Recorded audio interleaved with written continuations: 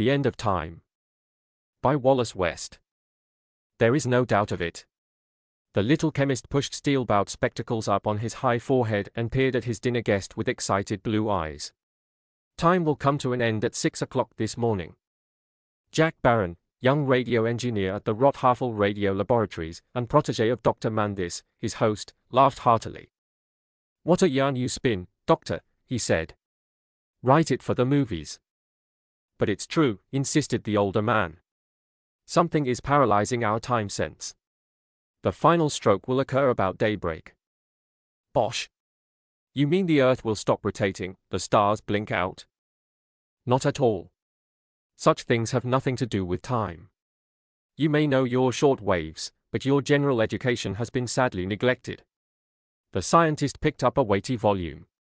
"Maybe this will explain what I mean. It's from Immanuel Kant's Critique of Pure Reason. Listen.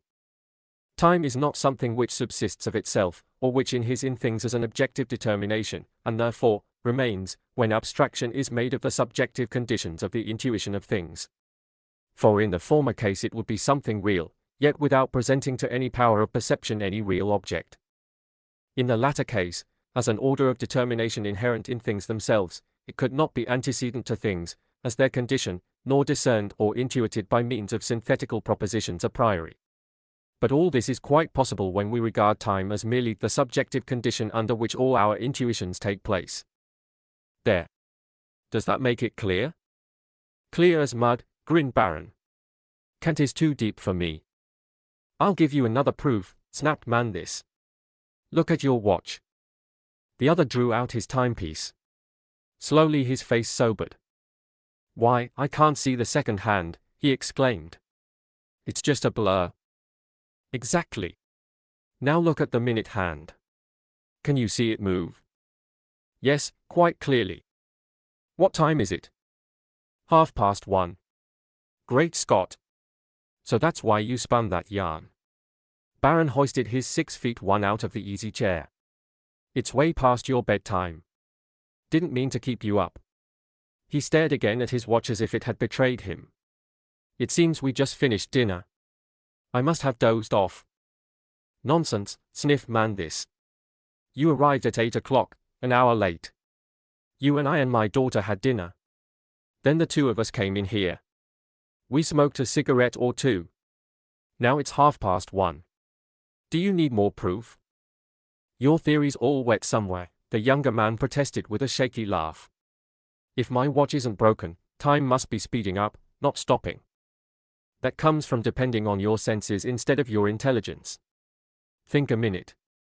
If the watch seems running double speed, that would indicate that your perception of its movements had slowed down 50%. Barron sank back into his chair, leaned forward and gripped his curly black hair with trembling fingers. He felt dizzy and befuddled. "June, call the doctor." Then to the agitated youth he added, "Watch my daughter when she comes in if you still think I'm crazy." As he spoke, the door flew open and a slim, golden-haired girl shot into the room like a motion picture character in one of those comedies which is run double speed. Jack's eyes could hardly follow her movements. She came behind her father and threw one slim arm about his shoulders. She spoke, but her usually throaty voice was only a high-pitched squeak.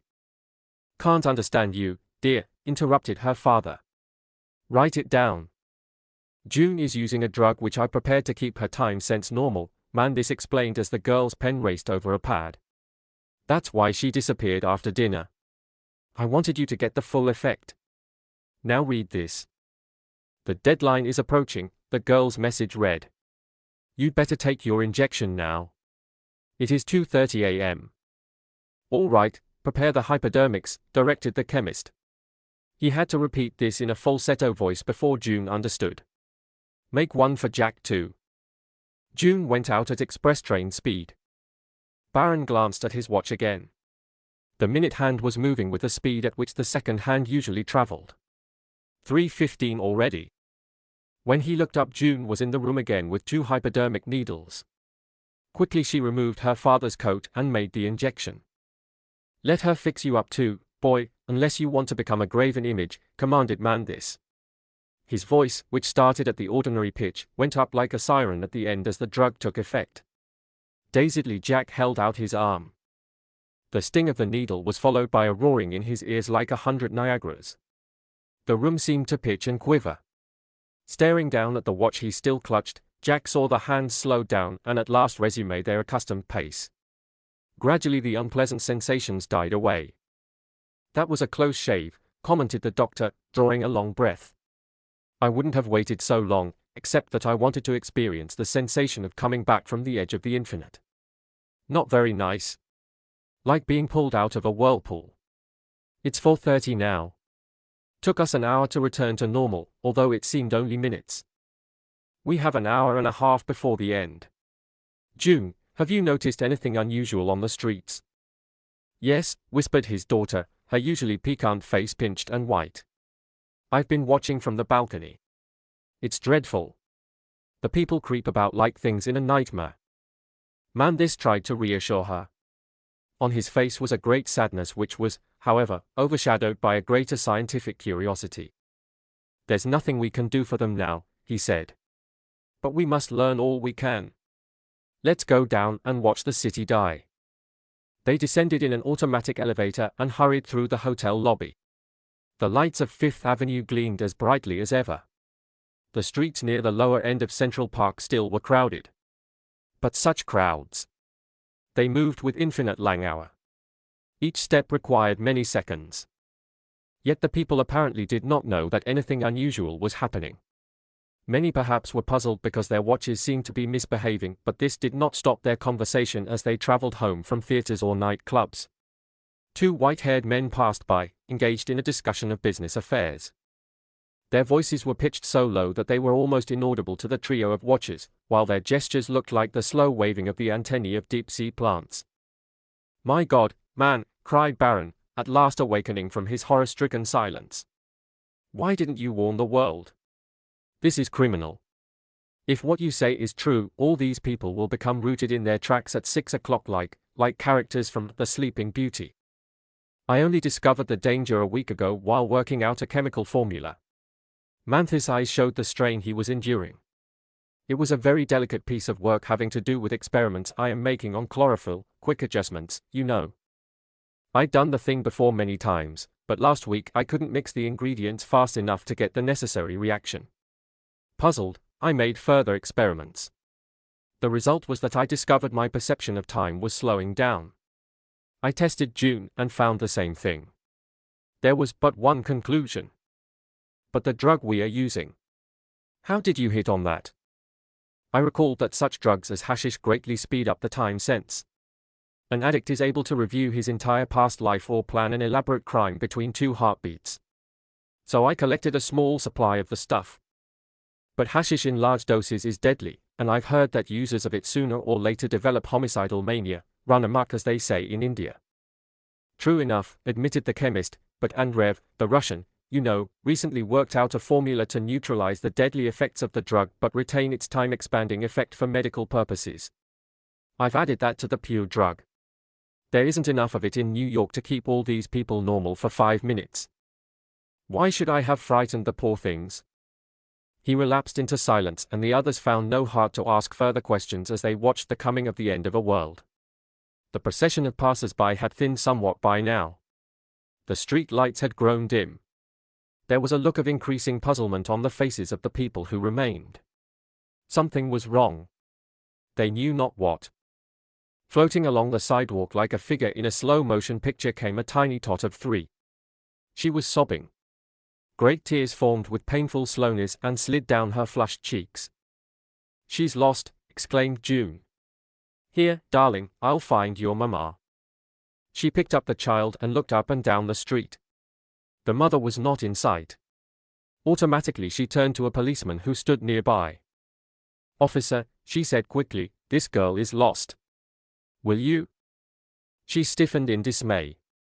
The policeman was staring through her as if his eyes had not registered her approach. Slowly his gaze came into focus. A puzzled look came over his Irish face. He spoke. It was only a blurred rumble. "What can I do for her, father?" June cried, turning away from the officer in despair. "She's dying. See? Couldn't we give her some of the drug?" There's only enough for us, her father replied firmly. But she'll be quite dead in an hour. I'm not so sure of that. Perhaps only in a state resembling catalepsy. We must wait.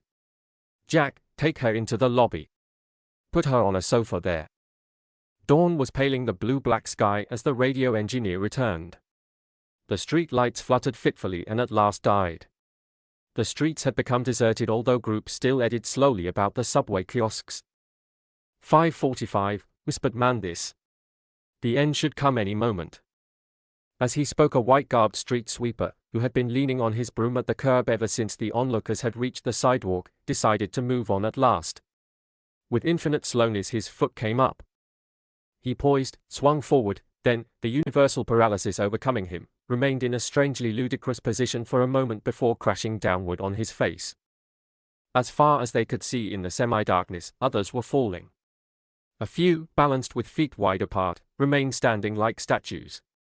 Those who collapsed writhed slowly a time or two and were still. After the thudding of the bodies had ended, the silence became ghastly. Not an awakening bird twittered in the trees of Central Park. Not a sheep bleated in the enclosure. Except for their own breathing and the sighing of the wind, not a sound. Then a faraway clock boomed 6 notes. The noise made them start and turn pale faces toward each other. Come, said the doctor heavily. It's all over. We might as well go up. We'll have to walk. All power will be off. 20 stories. The lobby of the Hotel Atchison, on the roof of which the penthouse apartment was located, was empty now except for a few clerks and bellboys. These sat with bowed heads before their grills or on their benches as if they had merely succumbed to the unpardonable sin of sleeping on duty. But they did not breathe. June clung to her father's arm as they crossed noiselessly over the heavy carpet. The city will be a charnel house when these bodies start to decompose. Baron hesitated. Shouldn't we get out of town while there is a chance? Mandis shook his head. No. I'm convinced these people aren't dead. They are simply outside of time. Change cannot affect them. If I'm not mistaken, they will remain just the same indefinitely. But there will be fires throughout the city. Not many. The electricity is off. The day is warm, so no furnaces are going. Not even a rat is left to nibble matches, for the animals must be affected in the same way that humans are. The world is asleep. After mounting interminable stairs, they regained the apartment and went out on the balcony. It was full daylight now, but not a smoke plume trailed from tall chimneys. Not a bird was on the wing. Elevated trains stood on their tracks, passengers and guards asleep inside. I still don't understand, muttered Baron. The sun comes up. The wind blows. How can that be if there is no time? Might this not be some plague? In a way you are right, boy. It is a plague which has paralyzed man's sense of time. You have become involved by not remembering Kant's axiom that time is purely subjective. It exists in the mind only. It and space are the only ideas inherently in our brains. They allow us to conduct ourselves among a vast collection of things in themselves which time does not affect. But wait a moment. Granting that time is in the mind rather than in the outside world, what will happen if the time sense is paralyzed? Won't the effect be similar to hypnosis, whereby a man is reduced to a cataleptic state? The thought chain which usually passes ceaselessly through the brain is halted. Seeing that the engineer still looked puzzled, June interposed. It's something like enchantment, she explained. The old legends are full of it, the Sleeping Beauty, Brunhild, Rip Van Winkle. I am convinced that in ancient times a few persons knew how to draw a fairy ring about those they wished to injure or protect, placing them thus outside the reach of time and change. This has now happened the world over, perhaps through some drift in the ether or germ in the brain. That is what we must find out so we can solve the mystery and take steps to reawaken the world. Perhaps this will help, interrupted Mandis in his turn. As you know, all the great scientists, Einstein, Jeans, Pavlov, are convinced that everything in the universe is a form of vibration. Even thought, they believe, operates somewhat like a very short radio wave. What if some agency, either inside or outside the universe, began interfering on the thought wave channel? Granting your supposition, Jack was on his own ground now, transmission would be impossible on that channel. Exactly. Well, that's what I'm convinced is taking place. I'm a chemist, not an engineer. I've given you the lead. You'll have to do the rest. Do you think you might locate such interference? Possibly. I'll do my best. Fine.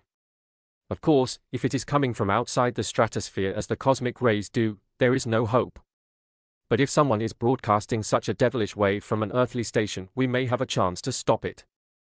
Now, Baron, my boy, he continued, dropping into a more jovial tone and leading his friend into the laboratory, you'll have to get busy if you intend to keep us ticking. This equipment is at your disposal. He waved toward a newly installed shortwave radio transmitter. Here are storage batteries, all charged. He opened another door. I have a 5 kilowatt generator installed here. It is operated by a gasoline engine. If you need other equipment, you can raid the Rothhafel plant. Returning to the main laboratory, he indicated the work table set close to a great double window overlooking Central Park. Couldn't ask for anything better, could you? He smiled. Plenty of light and air and a view of the city. Look, you can even see those poor devils lying around the subway kiosk. His face became bleak. Then he shrugged and tried to throw off his depression. June and I will help you as much as we can. We can raid stores for provisions and hashish. Let's have breakfast. The next few days were filled with unending labor for the temporal castaways. From daybreak until far into the night, with radio receivers clamped over their ears, the three twisted dials, adjusted rheostats and listened in on long and short wave bands. But the ether, which once had pulsated with music and friendly voices, now was silent, except for static. Makes me think of Sunday mornings when I was a boy, man, this once commented. Only this is more quiet. It gives me the jitters. There was a note of hysteria in his voice. When the doctor's nerves began to quiver in that manner, Baron always insisted that they all rest. During such recesses they ate, played cards and helped June with the housework. The younger man was continually amazed by the calmness with which the girl faced their desperate situation. Clad in a blue smock which brought out the color of her eyes, she flitted about the apartment, manufacturing delicious meals out of canned goods and always having a cheery word when the others became discouraged. Yet she never would look out the window. I can't bear to see those poor souls lying about like rag dolls, she explained. The only thing that keeps me sane is the hope that we may reawaken them. It was on the evening of the third day that Baron lifted the headset from his burning ears and admitted failure. We've explored everything but the super-short waves, he sighed. I'll have to get equipment from the laboratories before we start on those. June nodded from where she perched on a high stool across the table. But man, this did not hear. He was making delicate adjustments on his receiving set and listening with rapt attention. I've got something, he cried. Jack. June. Plug in on my panel. Someone is talking. It's very loud. Must be close. Instantly the others did as he ordered, but were able to catch only the last inflections of a ringing voice. Then silence settled once more. What did he say? The youngsters cried in one breath. Couldn't understand. Some foreign language. The chemist was furious with disappointment. But I'd recognize that voice among 1,000. We must get in touch with him. Perhaps he can help us. God knows we need assistance. Quick, Jack. You're an expert. See if you can pick up a reply. Baron leaned over his instruments, heart thumping. The dreadful loneliness against which he had been fighting was broken. Others were alive. Minutes passed and the evening light died away. They were too excited to strike a light. Shadows crept out of the corners and surrounded them. At last a faint voice grew in their ears. But again the words were unintelligible. Sounds a little like Greek, puzzled the girl, but it isn't. Baron adjusted the direction finder and made scribbled calculations. Coming from the southeast and far away, he breathed. I caught a word then, gasped the doctor. Ganja, it was. What does that tell us? Snapped Jack, his nerves jumping. Ganja is the Hindu word for hashish, that's all. My lord, man, don't you understand? The station is in India. Those who operate it are using Andrev's solution as we are. Listen, shouted Jack. There was a grinding and clashing in the receivers. Then a new voice, harsh and strained with excitement, almost burst their eardrums. "Beware! Beware!" it screamed. "Do not trust him. He is a devil and has put the world asleep. His mind is rotten with hashish. He is a demon from—" Then came a dull, crunching sound. The voice screamed and died away. In the darkened laboratory, the faces of the three listeners stood out like ovals of white cardboard. "What do you make of that?" stammered Baron at last. "It looks as if the only persons alive, in New York at least, are hashish addicts, the most debased and murderous of drug fiends." The doctor stopped, his eyes dilating with horror. June crept close to him and threw an arm around his shaking shoulders. "Can't you see? Their time sense expanded too. Like us, they were unaffected. But unlike us, they use the pure drug. Hashish smokers are without exception homicidal maniacs, vicious criminals." "God! Are they responsible for the end of time?" queried Jack. "I don't know. Perhaps some mastermind among them is back of it, some engineering wizard who has succumbed to the drug so recently, or who has such a strong constitution that his intelligence has not been destroyed." The little doctor dragged off his headset, disarranging his sparse grey hair. His face was tired and worn, but his jaw thrust forward pugnaciously. "We're making headway," he cried.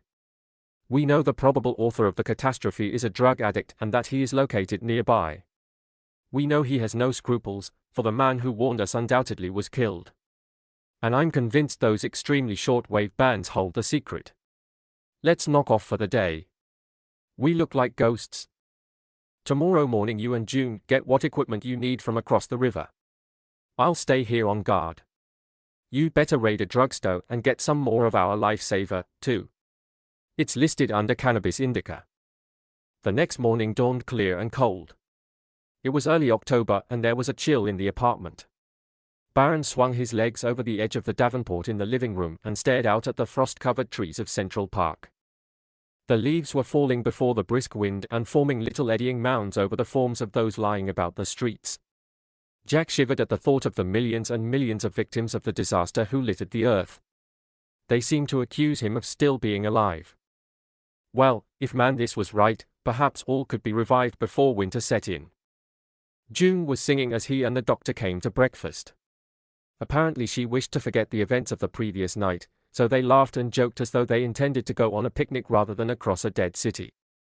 The hotel lobby was as they last had seen it when they descended. The bellboys still nodded on their benches. A traveling salesman was hunched over a week-old Times as if he would awake in a few minutes, glance about guiltily and resume his reading. The child they had rescued still lay on the divan. Her golden hair framed her cheeks like a halo. One arm was thrown above her head. She seemed ready to awake, though she had not breathed for days. "It all makes me feel so lonely," whispered June, clinging to the engineer's arm. "I want to cry, or whistle to keep up my courage." "Don't worry," Jack replied softly, patting her hand and speaking with more assurance than he felt. "We'll find a way out." She squeezed his arm and smiled at him with new courage. For months, in fact ever since his first visit to the Mandis apartment, Baron had admired the doctor's charming daughter. Although nothing had been said of love between them, they often had gone to a dance or the theater together, while a firm friendship had been cemented. Now their closer association and the unflinching bravery which she showed was ripening this into a stronger bond. They went out into the crisp morning, stepped across the body of a street sweeper who lay in the gutter, and entered the doctor's automobile. Through the silent city they drove, Baron watching carefully to avoid striking stalled cars or grotesquely sprawling bodies. There was a tangle of wrecked automobiles in the center of the Queensboro Bridge and they were forced to push them apart to get through. While they were engaged in this arduous work, a drifting ferry bumped into a pier, shaking the dreaming captain into a semblance of life at the wheel. "I used to like fairy tales," moaned June. "They are dreadful, really." She clung to him like a frightened child. He drew her close and kissed her. "I love you, June," he whispered, as though fearful that the sleeping drivers of the tangled cars might overhear. "Don't be afraid." "I'm not, now," she smiled through eyes filled with tears. "I've loved you for months, Jack. Whatever happens, we have each other." He helped her back into the car and drove on in silence. At last the Rothhavel plant gloomed before them, forbidding as an Egyptian tomb. With a feeling that he was entering some forbidden precinct, Jack led the way to his office. Somehow, without its usual bustle and bright lights, it seemed alien. Once inside he forgot his hesitation and set about collecting equipment, queerly shaped neon tubes, reflectors, coils, electrodes. Soon there was a pile of material glinting on top of his desk. They were exploring a deep cabinet with the aid of a flashlight when a strange clicking sound made them whirl simultaneously. In a corner of the room a deeper blot of shadow caught their eyes. Jack snapped on the flash. In the small circle of light a long, cadaverous face appeared. Thin lips were drawn back over wide-spaced yellow teeth. Black eyes stared unwinkingly into the light. The flash wavered as the engineer tried to get his nerves under control. "It's nothing," he assured the trembling girl. "A night watchman caught as he was making his rounds, probably." "Don't get excited." He wet his lips. "He's alive," screamed June. The eyelids. They moved.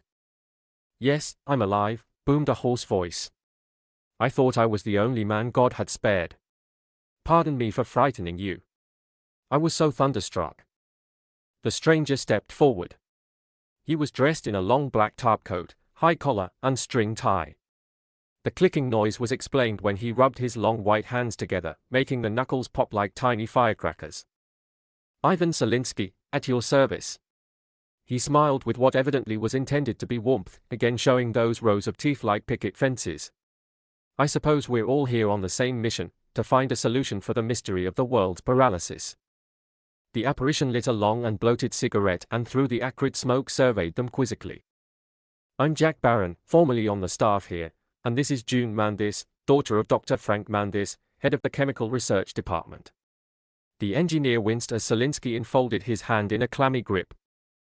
"Ah yes, I know the doctor by hearsay. A great scientist.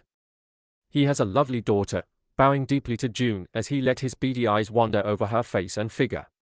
"Perhaps we can join forces, although I must admit I have abandoned hope. It is God's will." He rolled his eyes toward heaven, then riveted them once more upon June. "Why, certainly." Jack was striving to overcome his growing dislike. "We'll be driving back in a few minutes. Would you care to come with us?" "No." The pupilless eyes skittered toward Barron for a moment. "I know the doctor's address. I will come to visit you soon. Now I must be going."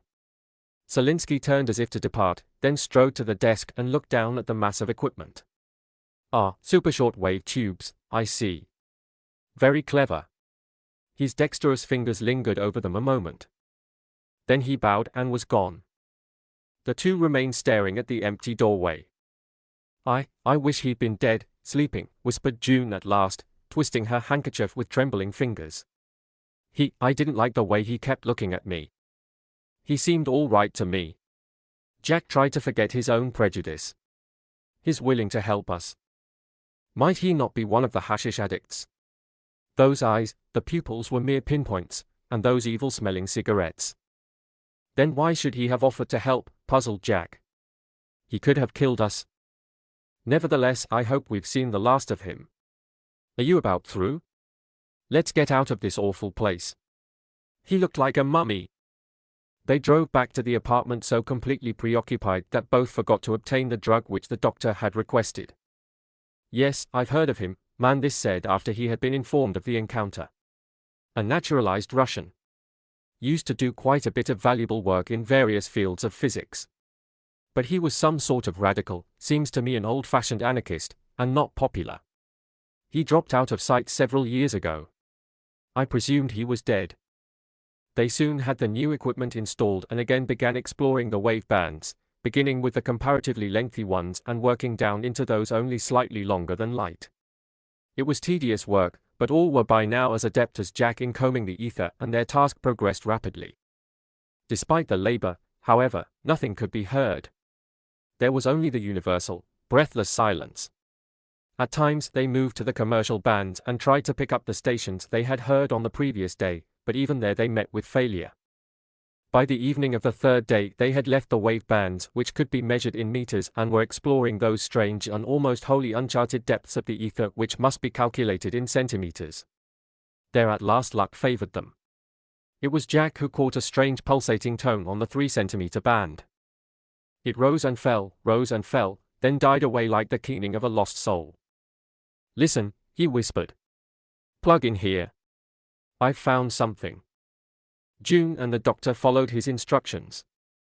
Delicately fingering the coils, Baron picked up the sound again, only to lose it. Then it came once more. This time he followed it as it changed to the 5-centimeter band. Back and forth it went as though weaving an intricate and devilish web. "What do you make of it?" queried the doctor at last. "Don't know." Jack bit his lips. "It's no natural phenomenon, I'll swear.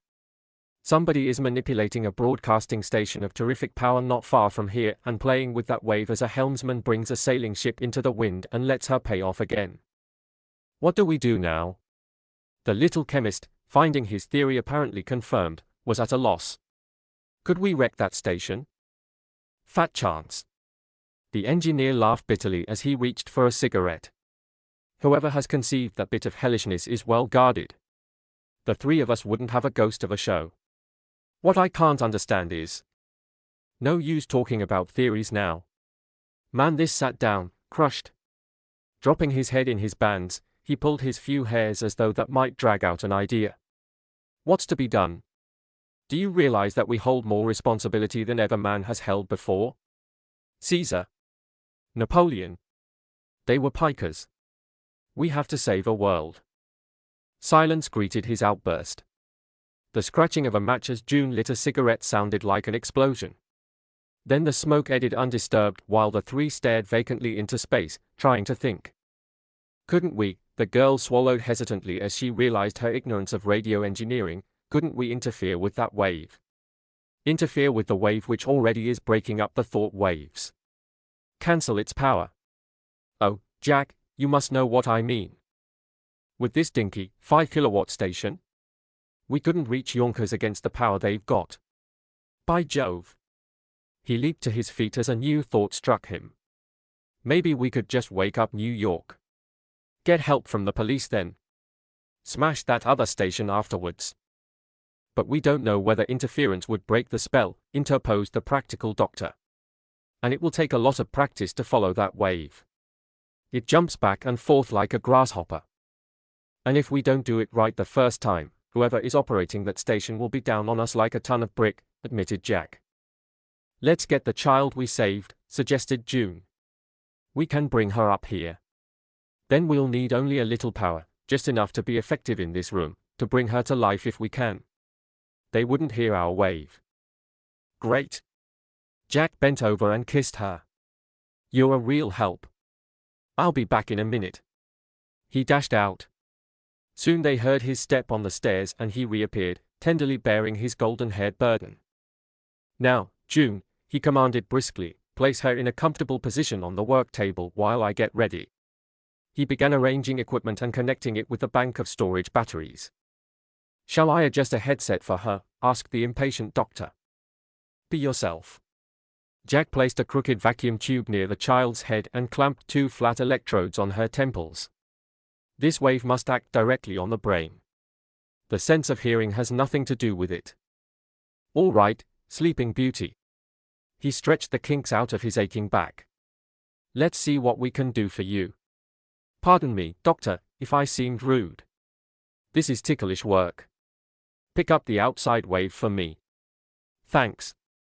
Now I've got our dinky sending station set on the same wavelength at a different frequency. It's adjusted so that as I keep in touch through this tuning coil, our wave will fluctuate over the same path as the other. It should take 6 or 8 hours to overcome the effect on her, I judge. Here we go. June, you'd better get yourself and your dad some food. Doctor, you examine the kid from time to time. In an hour or so June can relieve me." He pressed a switch. The tubes filled with a green glow. 2 hours passed, and the sun was sinking behind the trees of the park in a bloody haze when Jack at last signaled for June to handle the dials. For a time he guided her slim fingers. Then, as she caught the trick, He rose and stretched his cramped muscles. Don't lose the way for a moment or we'll have to start all over again, he warned. Now for dinner. She nodded and, frowning slightly, bent over the dials. At that moment there came a heavy knock on the apartment door. Who's that? Gasped Mandis, his face turning grey. Probably Selinsky, replied Jack, feeling his spine crawl as he remembered the moldy Russian. Fine time he chose for a visit. Shall I let him in? Don't see what else there is to do. Good evening, cried their guest as Mandis opened the door. Ah, Dr. Mandis, I believe. I have heard so much about your work. His hoarse yet ringing voice made the little man start violently and caused June to shake her head in annoyance as the sound interfered with the humming of the vagrant wave. Sorry I could not come earlier. Selinsky advanced into the laboratory, giving the effect of driving the chemist before him. Trying to revive one of the sufferers, I see. May God aid you in this noble work. He spread the tails of his long coat and sat down. As he talked his eyes flashed about the room, taking in every detail and at last fastening on June's fresh beauty like those of a vampire. Not, he boomed as he lighted a cigarette, not that I believe it possible. Catching an agonized glance from Jane, Jack interrupted. You'll have to speak softly, sir. This is ticklish work. I beg your pardon.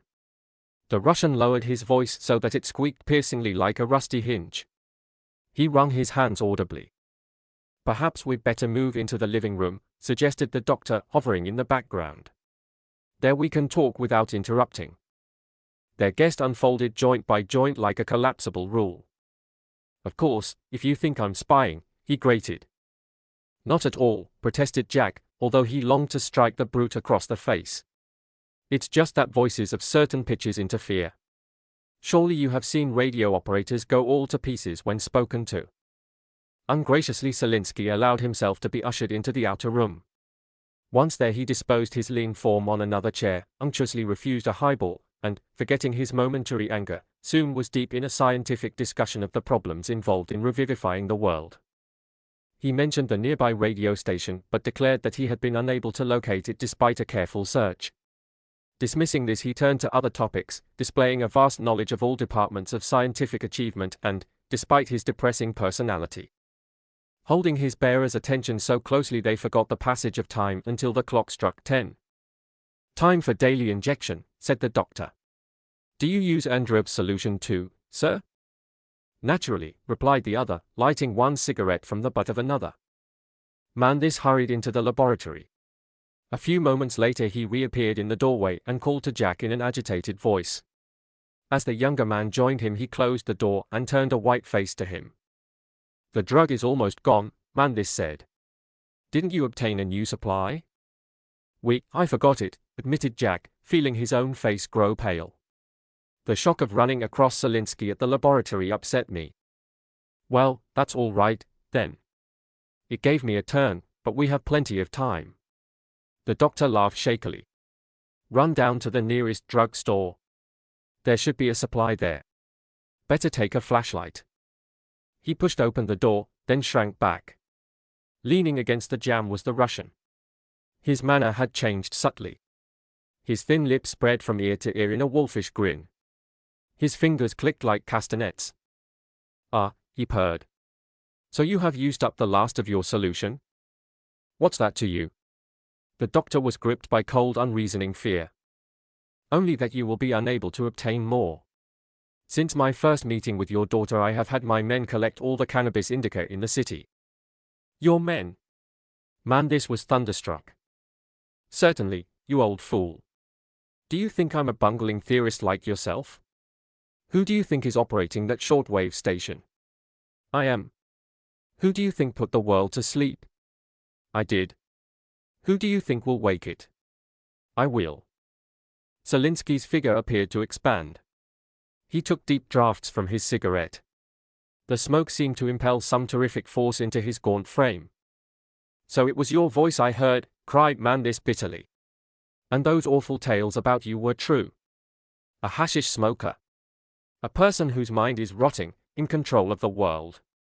He seemed about to leap at the other, and his chubby figure, in that attitude, would have seemed ludicrous if it had not been tragic. It shall not be, he shouted.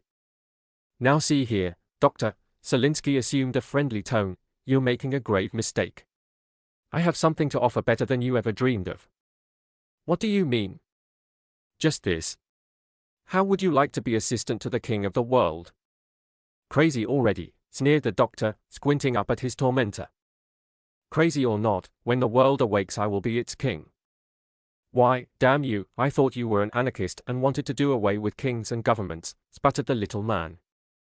Selinsky burst into a gale of fiendish laughter. An anarchist is merely a capitalist without money or power, he quoted. What do you want of us? Demanded Mandis, playing for time. Very simple. This, I intend soon to begin awakening those who will serve me, first in New York and then throughout the world. When I have a skeleton government built up, I will withdraw the wave and allow the people to revive. Clever, isn't it? Especially for such a madman as you think me. He snapped his fingers and leered cunningly at them.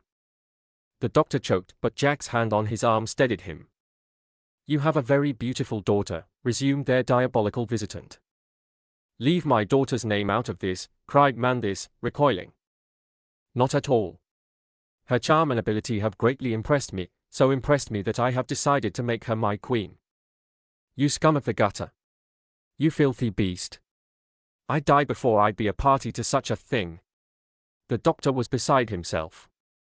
I consider myself justified, replied the other, taking great delight in baiting his foe.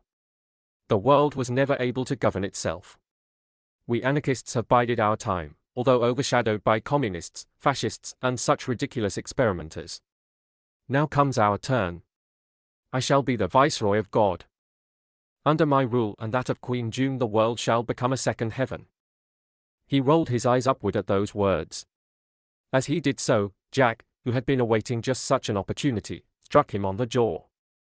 The blow would have felled an ox, but Selinsky merely staggered back a step and snarled.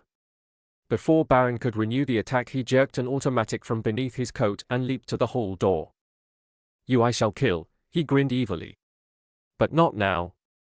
First you must taste the horror of sinking into the long sleep. You have no more drug, nor can you obtain any.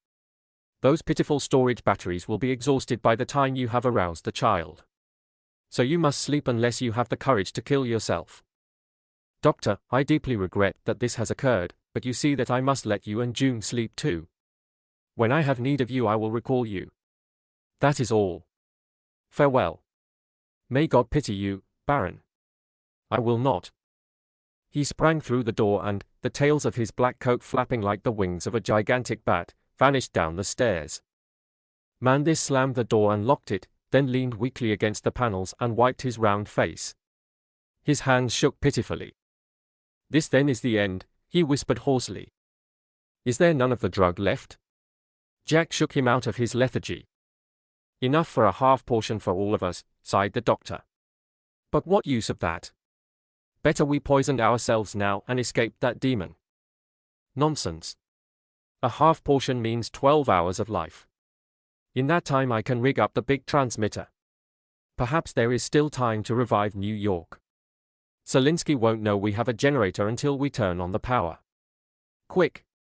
Poor June must be nearly frightened to death at our shouting. But they found the girl sitting tense and jubilant at the controls. Father! Jack, she cried as the door opened. It's working. I saw her move. That means we may be able to revive the world. Her face was streaked with tears. Her heart's beating, whispered the doctor, feeling the child's pulse. Slow but steady. She'll regain consciousness any moment now. No time to wait. Disregarding June's cry of protest, Jack stripped off the electrodes. We must get the big machine working. But the little thing will die again, cried June, throwing herself on her knees beside the tot. I didn't think you could be so cruel. Selinsky has cut off our drug supply, explained Mandis gently. He's operating the other station. Don't blame Jack. We must work fast. You mean that Russian is responsible for all this? Yes, child. But maybe we can defeat him yet. Don't lose courage. Now I must go and prepare what's left of the drug. We're overdue for it now. Meanwhile, Jack was busy running leads from the generator room, connecting banks of tubes, stringing an aerial on the terrace. 12 hours. 12 hours, he muttered. Just time to make it if the doctor's calculations are correct. June, hand me those pliers, but be careful of the wires. I haven't time to insulate them. When we start the dynamo they'll be carrying 12,000 volts. But won't Zelinsky and his men come back and kill us? For the first time the full weight of despair descended upon her brave spirit. Probably. Does your father have a revolver? I think so. Find out. Jack connected a loading coil with deft fingers. Then go down to a sporting goods store and get some ammunition. If there are any shotguns in the place, bring 2 back with plenty of buckshot shells. I don't think we're being watched yet, but if you're attacked, run for it. Noting she looked hurt at his abruptness, he kissed her quickly. Sorry, darling. Every second counts. Run along, like a good girl. She smiled for the first time in a long while and patted his hand. When she returned, 2 shotguns and several boxes of shells held like wood in her bent arms, the generator was sparkling merrily. The gasoline engine barked steadily and the vacuum tubes glowed green. Mandis came in at that moment and injected all the remaining drug as Jack gave crisp orders. Automatically the engineer had taken command. I'll get things going and handle the dials until Zelinsky sends his rats down on us. June, you watch the street door. Run up at the first sign of an attack. After that you'll take my place and hold it, no matter what happens, until we succeed or are killed. The doctor and I will go downstairs when you come up, and hold them off or retreat slowly. Thank heaven we can command both the front and rear stairways from the halls. Now doctor, watch the circuit breaker. I'm going to throw on full power. As he advanced the rheostat the tubes glowed brighter, bathing the room in unearthly light. Jack adjusted his headset and smiled up at June. She kissed him bravely before hurrying to her dangerous post. Once more he sat listening to that whining, fluctuating wave. The engineer's thoughts wavered between speculations on the future, fond memories of June and impatience with the dragging hours. Would nothing ever happen? Through the earphones now came a jangling, agonized whine, as if the 2 antagonistic waves were endowed with life and actually struggling in the ether. From time to time his glance wandered to the child, who, having obtained a head start through her preliminary treatment, now was stirring fretfully. Slowly the time plodded by. Jack smoked cigarette after cigarette in an effort to fight off the drowsiness which loaded his eyelids with lead. It must have been 3 o'clock when a whimper from the divan apprised them that the child at last had awakened. Where's Mama?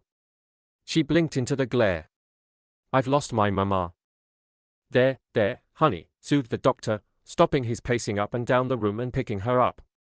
Your Mama had to go away for a while. She'll be back any minute. Let's go find a drink of water. And I've something for you to play with too. Gently he carried her into June's bedroom. Soon he reappeared and patted Jack on the shoulder. Our first victory, he said in a broken voice.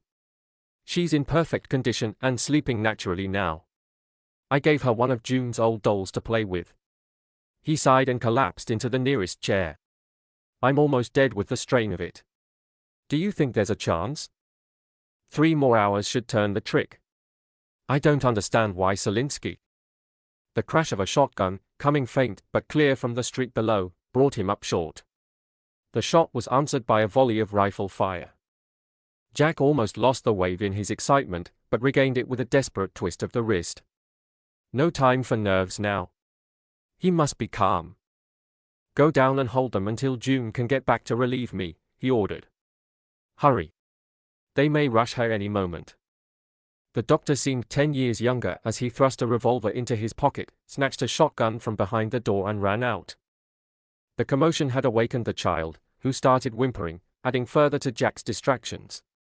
Yet he managed, in spite of ghastly mental pictures of June being torn to pieces by her attackers, to keep his hand steady. A few minutes later she slipped into the room and laid her cold cheek against his before taking her place at the instruments. It's all right, she added. I don't think they'll attack in the dark. There are 5 of them. I'm sure I wounded or killed one. They weren't expecting a guard. I left the gun with Father.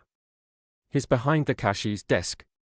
Then, all her courage evaporating, she turned an appealing, little girl faced toward her lover. "Don't let yourself be killed, Jack. I die too." "June, you're wonderful," he whispered. "I didn't know there was a girl alive as brave as you. Goodbye. No matter what happens, keep the wave in tune." He kissed her tenderly, trying not to think he had done so for the last time, and hurried out. The stairs were black as the inside of a tomb. Once he stumbled over the body of a charwoman and came near falling headlong. "Nothing's happened since that first volley," whispered Mandis when Jack slipped into the cage. "They are holding off for Dawn." "Look," his voice wavered. Was that a face at the window? He fired wildly. Glass tinkled. "Easy," warned Baron. "Don't waste ammunition. Besides, if you get this place full of smoke, they'll jump us." Dawn was painting the windows gray when the assault began. Their first warning came when a small object was tossed into the lobby. It exploded in a cloud of white vapor. "Tear gas," yelled Jack. Back to the stairs. They ran for cover, weeping and choking. Then began a slow retreat up the stairways, Jack guarding the front and Mandis the back passages. At first it was a simple matter for their enemies to toss tear bombs through the fire doors, then, protected by respirators, capture another floor. But as the light increased, this became more and more hazardous. Twice a spray of buckshot laid a Selinsky man low. "He hasn't many men available," called Jack as the attack slackened. "But watch out. His time's about up." "Hey, look at that woman!" A white uniformed maid, whom he remembered having seen lying in the same spot every time he climbed the stairs, had stirred weakly, as though about to wake. It was their glance at the sleeping form which undid them. When they looked up, both fire doors were open and helmeted figures were emerging from them. The shotguns roared. Two of their attackers collapsed, but the others came on.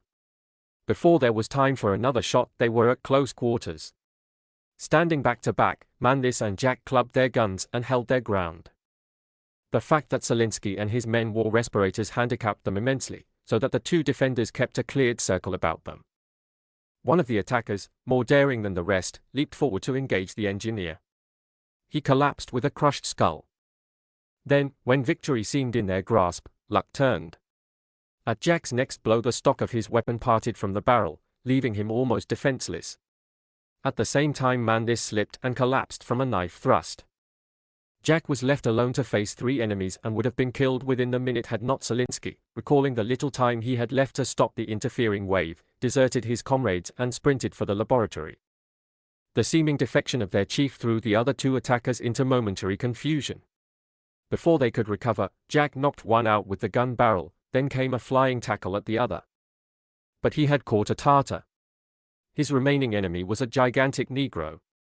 Recovering from his surprise, the latter lifted high a glittering knife to finish his disarmed foe. Jack snatched at the uplifted arm, missed. A revolver cracked. The hooded Negro staggered, then crashed forward. "Remembered my pistol just in time," gasped the doctor from the floor. "Don't bother about me. I'm all right. Stop Selinsky, for God's sake." Although his lungs seemed bursting, Baron turned and flew up the stairs. Being familiar with every turn, he gained on the Russian and caught sight of the dreadful black coattails as his enemy burst through to the 20th floor. The locked door of the apartment baffled him only a moment. Stepping back, Selinsky hurled his giant frame against the panels. They splintered and crashed inward. But the delay allowed Jack to catch up. He leaped on the Russian's back. Locked together, they reeled into the living room. For a fleeting moment, Jack saw June sitting rigidly at the instruments. Her eyes were starting from their sockets, but her hands were steady. "I warned you to kill yourself," Selinsky's voice rose in a screaming whisper through the respirator. "Now I will do it." Displaying the strength of madness, he hurled Jack from him. Losing all control of his limbs, the younger man flew across the room and demolished the divan in his fall. But the thought of what Selinsky would do to June brought him back to the attack. The fury of their struggle wrecked the living room. Both bled from numerous wounds. One of the Russian's bleak eyes closed under a well-directed blow, but otherwise he seemed unaffected. Jack grappled again and realized his mistake as he was caught in a bone-cracking grip and forced into the laboratory. Baron felt a rib snap. A sweat of agony broke out over his body. Holding his enemy helpless, the invader worked his way toward the work table. They bumped against it, making the equipment totter perilously. Selinsky released his grip, snatched a bottle of distilled water and swung. Jack felt his head explode. The room went dark. But in his semi-consciousness he remembered he must not let the Russian reach that switch. As he slid slowly to the floor, he grasped the other's legs. The drug fiend tried to kick free, stumbled, struck the table with his hips. Throwing out his arms to regain his balance, he plunged one hand among the naked cables which led from the generator to the transformers and tubes. A blinding flash of light and the scream of a soul in torment followed.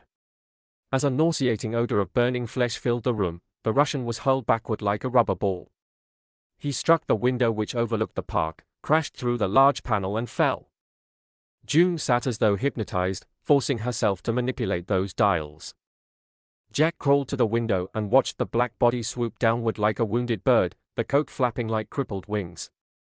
After what seemed an eon, it struck the edge of the subway kiosk, bounced like a rag doll and sprawled across the pavement. Still Jack did not move.